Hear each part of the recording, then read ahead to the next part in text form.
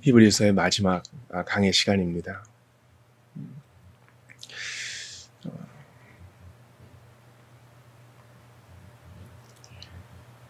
이렇게 새벽에 성경을 연속적으로 이렇게 볼 수 있게 하신 하나님께 참 감사하고요. 설교자로서 제가 이게 뭉클한지 모르겠어요. 시작할 수 있고 또 마무리할 수 있음이 참 큰 은혜고, 주님 다음 책은 뭘로 할까요? 이렇게 물어볼 수 있음 더 큰 은혜입니다. 오늘 본문을 보니까 이 히브리서 전체를 권면의 말이라고 하고 있나요? 22절 보세요. 너희를 권한다. 그죠? 이 권면의 말을 용납하라. 이 히브리서 이 편지를 받아라. 내가 간단히 너에게 썼다 그래요. 히브리서를 1장부터 13장까지 이렇게 좀 통독을 하면 천천히 읽으면 한 1시간 정도 되는데, 이 당시에는 이게 간단한 권면이었어요. 우리가 참 갈 길이 멀어요. 그죠?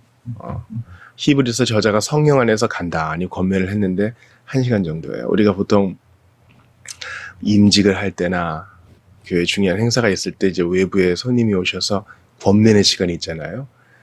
근데 보통 그런 축하의 시간에는 순서가 많기 때문에 권면을 되도록 짧게 해주시기를 부탁합니다.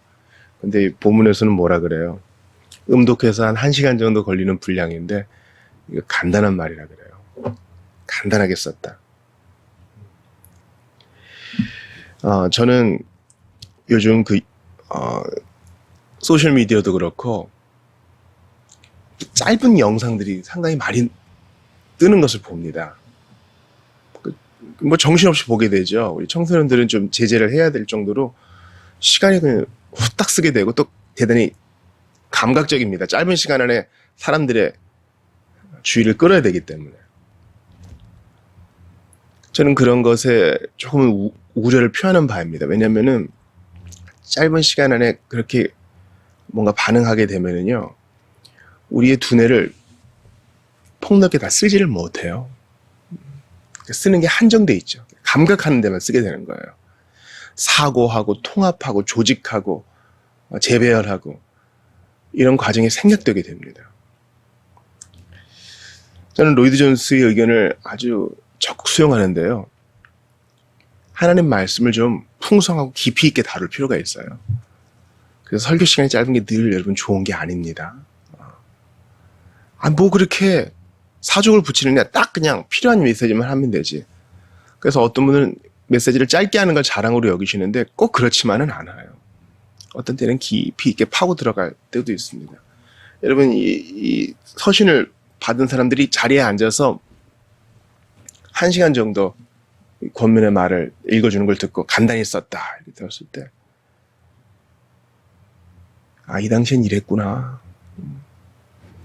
우리처럼 쉽게 기독교 자료에 접근할 수도 없을 것이고, 뭐 문맹률이 너무 높았기 때문에 뭐 책을 구하기도 어려웠을 것이고, 있어도 별 소용이 없었을 것이고, 오직 이 사람 전달자가 중요한데, 그렇다면 주일에 모였을 때가 참 중요하구나. 그때도 뭐 공휴일이 아니었을 테니까 뭐 자기 일 마치고 뭐 아주 희생하면서 이날을 지켰겠죠. 그러니까 이제 듣는 게 너무 중요한 거예요. 그리고 주님 사랑해서 다 이렇게 말씀드리면 1시간이 금방 갑니다. 그러니까 여러분께 권해요, 여러분. 너무 인스턴트식 기독교 메시지에 익숙해지지 마세요. 차분히 앉아서 설교를 듣는 거, 차분히 앉아서 예배를 드리는 거, 이게 대단히 중요한 일입니다. 그러니까 우리 인생의 어떤 시즌에는요, 여러분 여름 휴가 같은 거 받으시면 앉아가지고 성경의 한 책, 뭐 요한복음이면 요한복음, 다니엘이면 다니엘 이렇게 한번 보세요. 이렇게 큐티식으로 매장 구 이렇게 끊어보는 것과는 다른 은혜가 있어요. 또 하나 여러분과 좀 살펴보고 싶은 것은 예수님을 양들의 큰 목자라고 불러요. 히브리서의 주제는 예수님의 탁월하심 아니겠어요?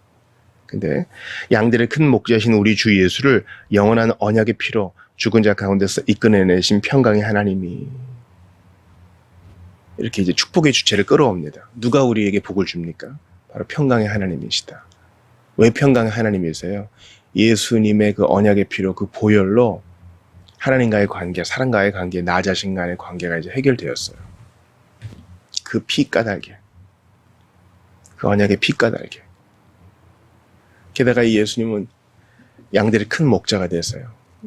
우리 장로와 교역자는 작은 목자들이죠. 그러나 우리의 큰 목자 되신 예수님의 언약의 피를 흘려주셨기 때문에 우리가 이 화평을 누리게 됐어요. 예수님께서 획득하신 화평이에요. 하나님은 죄와 죽음 그리고 사단을 이기심으로 인간의 가장 큰 전쟁을 끝내신 그리스도의 사역을 통해 우리를 위한 평강을 획득하셨습니다. 평화예요. 그 평화의 하나님이 21절 보세요. 이제 축도를 이렇게 해요. 모든 선한 일에 너희를 온전하게 하사 자기 뜻을 행하게 하시고 그 앞에 즐거운 것을 예수 그리스도로 말미암아 우리 가운데서 이루시기를 원하노라. 영광이 그에게 세세토록 무궁토록 있을지어다. 하나님을 찬양하면서 히브리서 이 편지를 받는 독자들이요. 평강의 하나님이 먼저 당신들을 선한 일에 온전하게 해주시기를 바랍니다. 적극적인 이 공격이 최선의 방어라 그랬죠. 이 선한 일은 우리 어제 본 것처럼 구제에도 예배에도 풍성하게 되어가지고 여러분들이 단지 그냥 신앙을 붙드는 정도가 아니라 널리 전파할 수 있기를 바랍니다. 착한 일도 많이 하고 이 선행은 이제 성경에 기록된 걸 행하는 거잖아요. 그렇게 이들을 축복하고 또 그 앞에 즐거운 것을 예수 그리스도를 말미암아 우리 가운데서 이루시기를 원하노라. 그 앞에 있는 즐거운 것은 바로 그 영광의 땅에 들어가는 거. 주님 주신 영생을 온전히 누리는 것이죠. 그것을 그리스도를 말미암아 우리 가운데서 이루어 주시기를. 우리가 끝까지 이 성화의 길을 완주할 수 있기를. 몸을 입고 이 땅을 살게 하시는 날 동안 믿음 버리지 않고 구원을 온전히 이룰 수 있기를 축원하고 있습니다. 23절에 보니까 디모데가 갇혀 있다는 정보가 여기 나오죠. 사도 바울로 인해서 회심하고 또 제자로 길러진 디모데가 어떤 이유에서인지 몰라도 믿음 때문에 옥에 갇혔다가 풀려난 것 같아요. 그리고 히브리서 저자와도 아는 사이인 것 같습니다. 그래서 그가 속히 오면 내가 그와 함께 가서 너희를 보리라. 동역자인 디모데와 히브리서 저자가 더 대면해서 이 공동체를 만나고 은사를 나누어주고 또 서로 격려받기를 바라고 있어요. 너희를 보리라. 신자 간의 만남은요 늘 기쁨입니다. 성도 간의 만남은 대단한 유익이 있어요. 단순히 그냥 전화하고 메시지 보내고 이런 게 아니라 어제 우리 한 청년이 목사님 신병 교육대 훈련 잘 마쳤습니다. 연락이 왔는데 빨리 대면해서 만나기를 바라고 있어요. 같이 기도하고 같이 음식을 나누어 먹고 서로 눈과 눈을 마주치면서 영원 깊은 곳에서 있었던 하나님의 역사를 나누는 거 얼마나 복된 일인지 몰라요. 여러분 어렵더라도요 적극적으로 모이셔야 돼요. 어렵더라도 적극적으로 선행을 하셔야 돼요. 어렵더라도 이 간단한 권면의 말 계속 배우고 더 깊이 파고들어야 돼요. 그래야 이겨냅니다. 너희를 인도하는 자들과 및 모든 성도들에게 문안하라. 이달리아에서 온 자들도 너희에게 문안하느니라. 은혜가 너희 모든 사람에게 있을지어다. 오늘 히브리서에서는 이제 은혜로 마칩니다. 은혜가 히브리서 전체를 통해서 한 7번 정도 사용되고 있어요. 2장 9절에 보니까 그리스도께서 모든 사람을 위해 죽음을 맛보신 것은 하나님의 은혜로 된 것이다. 이렇게 말하고요. 또 하나님의 은혜의 보좌 앞에 담대히 나아가라 권면하고 있고요.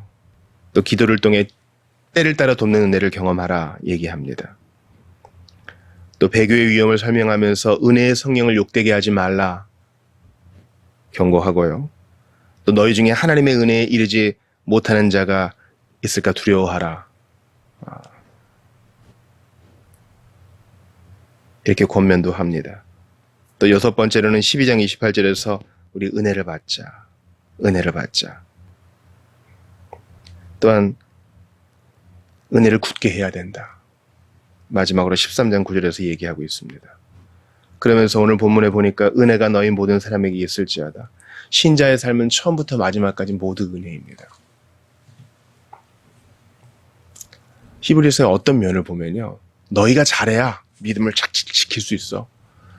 제가 히브리서 전체를 통해 가장 마음에 담는 메시지는 휩쓸려 떠내려가지 않도록 부지런히 앞으로 나아가라.